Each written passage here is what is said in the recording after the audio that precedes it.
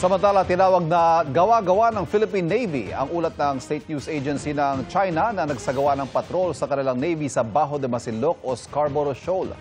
Nakatutok si Nico Wahe. Naglabas ng ulat ngayong araw ang State News Agency ng China na Xinhua na nagsagawa raw ng combat patrols ang Southern Theater Command ng People's Liberation Army sa Bajo de Masinloc na tinatawag ng China na Huangyan Island. Pero ayon sa Philippine Navy, gawa-gawa lang daw ito. Wala silang na-monitor na aktibidad ng China sa Exclusive Economic Zone ng Pilipinas. Ang ganitong uri raw ng balita ay bahagi ng tinatawag nilang information shaping operations ng Chinese Communist Party para raw pahupain ang mga usapin ng ibang bansa sa pagtutol sa kanilang mga aktibidad. Ang paglabas ng ulat ng China nangyari sa gitna ng isinasagawang Shangri-La Dialogue sa Singapore, isang forum tungkol sa defense cooperation ng iba't ibang bansa. Ngayong taon, hindi pinadala ng China sa forum ang kanilang defense minister. Naroon naman sina US Defense Secretary Pete Hegseth at ating Defense Secretary Gilberto Chodoro Jr. Ang ginawang talumpati ni Hegseth ay unang beses na nagsalita ang Amerika sa ilalim ng Trump administration kaugnay sa mga aktibidad ng China sa Indo-Pacific region. Ayon kay Hegseth, prioridad ng Trump administration ang Indo-Pacific region. Nagbabala rin siya sa posible umanong pagsakop ng China sa Taiwan. It has to be clear to all that Beijing is credibly preparing to potentially use military force to alter the balance of power in the Indo-Pacific. We know, it's public, that Xi has ordered his military to be capable of invading Taiwan by 2027. Again, to be clear, any attempt by Communist China to conquer Taiwan by force would result in devastating consequences for the Indo-Pacific and the world.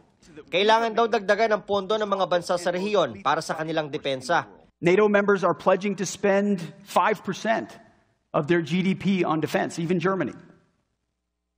So it doesn't make sense for countries in Europe to do that while key allies in Asia spend less on defense in the face of an even more formidable threat. Pinuri naman ni Defense Secretary Gilbert Chodoro si Hegseth sa ani ay magiging malaking epekto ng suporta ng Estados Unidos. Patuloy raw nilang pag-iibayuhin ng bilateral at multilateral relationship ng Pilipinas sa Amerika. It is the proof of the commitment of the Trump administration to engage in the ASEAN and the Indo-Pacific, all with the vision of a free and open Indo-Pacific and of course our shared interests in upholding a rules-based international order. Kahapon naman, magkasama sina incoming Foreign Affairs Secretary Maria Teresa Lazaro at Chinese Ambassador to the Philippines Wang Xilian sa pagdiriwang ng 50th anniversary ng Philippines-China relations. Ayon kay Lazaro, batid niya ang mga pagsubok na kinakaharap ng Pilipinas sa China, na ayon kay Wang ay mareresolba sa pamamagitan ng dialogue at konsultasyon. We acknowledges the challenges remain, but it is important to remember that these do not define the entirety of our engagement and our friendship. I vividly recall, our joint efforts through rounds of negotiation serve as a valuable reference for the management of maritime differences and contributes meaningfully to the peace and stability in this region. Para sa GMA Integrated News, Nico Wahe, nakatutok 24 oras.